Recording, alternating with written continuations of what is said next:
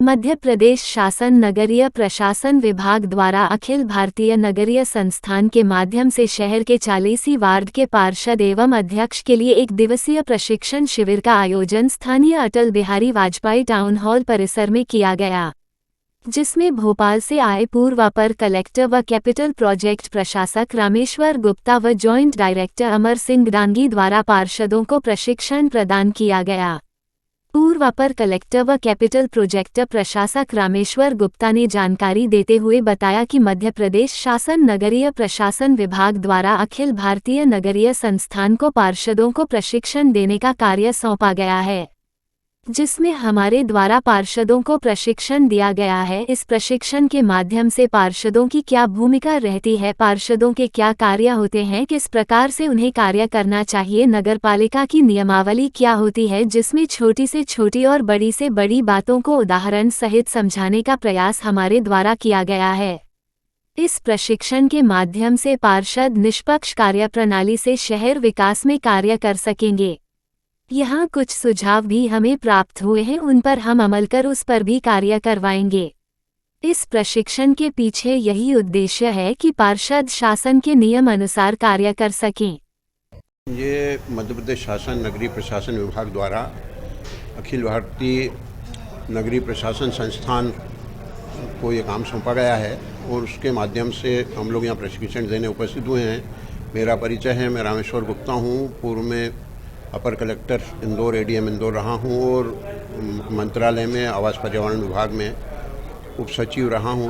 और capital project Bhopal में उप प्रशासक भी रहा हूँ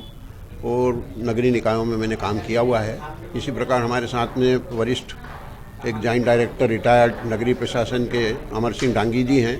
जो ये प्रशिक्षण देने के बहुत अनुभवी अधिकारी हैं। वो लोग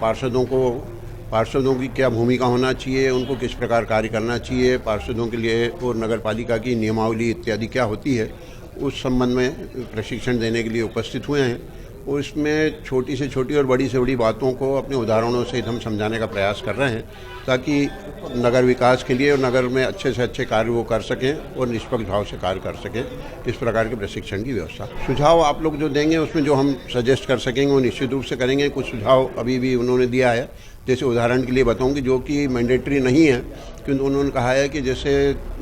शासन ने भारत सरकार की ओर से जो नियमावली है उसके तहत जो है महिलाओं का आरक्षण 33% होना चाहिए, किंतु मध्य प्रदेश अधिकतम न्यूनतम 33% किया है, क्योंकि अधिकतम के लिए सीमा निर्धारित नहीं है। किंतु सामान्यतः पूरे देश में अन्य प्रदेशों में करीब 33% का ही पालन हो रहा है, पर मध्य प्रदेश शासन ने उदारतापूर्ण रखते हुए महिलाओं के लिए 50% का आरक्षण रखा है। तो इसलिए हमारे एक साथी जो अधिकारी अमर सिंह डांगी जी हैं, उन्होंने अभी सजेस्ट किया है कि ऐसे स्थानों के लिए महिलाओं के लिए एक अलग कक्ष की भी व्यवस्था रखना चाहिए, जिसमें सिर्फ महिलाएं और 10 साल तक के बच्चे ही प्रवेश कर सके। तो एक सुझाव दिया है। इस प्रकार के जो सुझाव आपने पूछा, जैसे सुझाव देने का भी हम जहां तक संभव हो नियम के अनुरूप जो सुझाव दे सकते हैं वो देने का प्रयास करेंगे। सर, क्या उद्देश्य है इसके पीछे के पार्षदों को यदि विधिक ज्ञान नहीं होगा, उनके काम करने की पद्धति का ज्ञान नहीं होगा, तो उतना अच्छा कार्य नहीं कर पाएंगे, अपने क्षेत्र की अच्छी से अच्छी सेवा कर सकें और शासन के नियम कानून के अनुरूप कार्य कर सकें। इसका मुख्य उद्देश्य जी, आज मध्य प्रदेश के इस राज्य के जितने भी नगरीय निकाय हैं उनका 1 दिवसीय प्रशिक्षण दिया जा रहा है और सारे जनप्रतिनिधि आए हैं। और